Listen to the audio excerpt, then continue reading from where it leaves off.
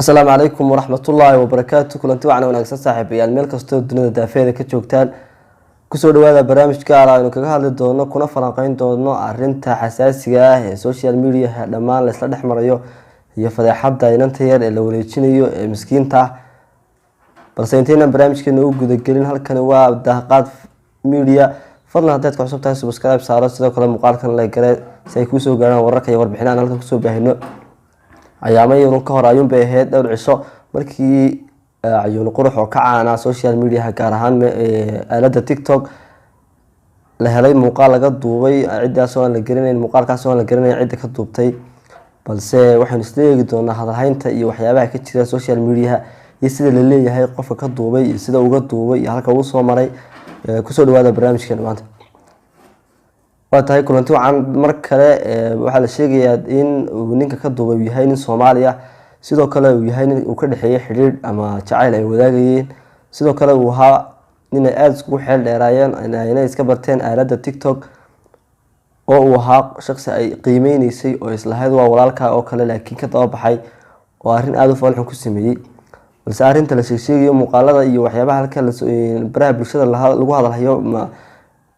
ma soo gelin doona halkan laakiin waxaan isleeyahay doonaa sida wax u jiraan iyo sida wax u dhaceen iyo ninka ka duubay iyo cid uu yahay warbixinada qaar ayaa waxay sheegayaan inuu yahay nin ajaaniba sidoo kale uu yahay nin Hindiya qaar kale waxay sheegayaan inuu yahay Soomaali balse wararkaas iyo warar kale oo badan oo propaganda ah oo la leeyahay muuqaalka waxa laga duubay waayo hore iyo waxyaabaha la sheegayay ee baraha bulshada la isla dhexmarayo waxba kama jiraan warka xaqiiqda waxa uu yahay inuu ninku ahaa mid ay xiriir kala dhaxeeyay sida darteedna ay ugu dirtay call video ay ugu dirtay sida ay video kaga helay kadibna uu khilaaf soo dhex galay baraha bulshada saa ugu soo faafiyay arinta labada family family uu ninku ka soo jeedo iyo family ay ka soo jeedo inantu ayaa marka arin xasaasi dhex taala oo aad isku haysta sidoo kale dadka sheegaya inuu yahay ninkani nin Hindiya ama yahay nin ajaaniba oo Jarmalka ku sugan waxba kama jiraan oo ay TikTok iska barteen waxa ka jira warkaasi ma jiro arinta saxdina waxay tahay inuu yahay nin Soomaaliya oo ku nool magaalada Muqdisho iminkana ay arintiisa labada family ay dhex taalo arinta ayaa dhex taalo labada family wixii warar ay ka soo kordhay wax kale kala socon doontaan halkan waa daaqad films fadlan subscribe saaro sidoo kale muuqaalkan la kare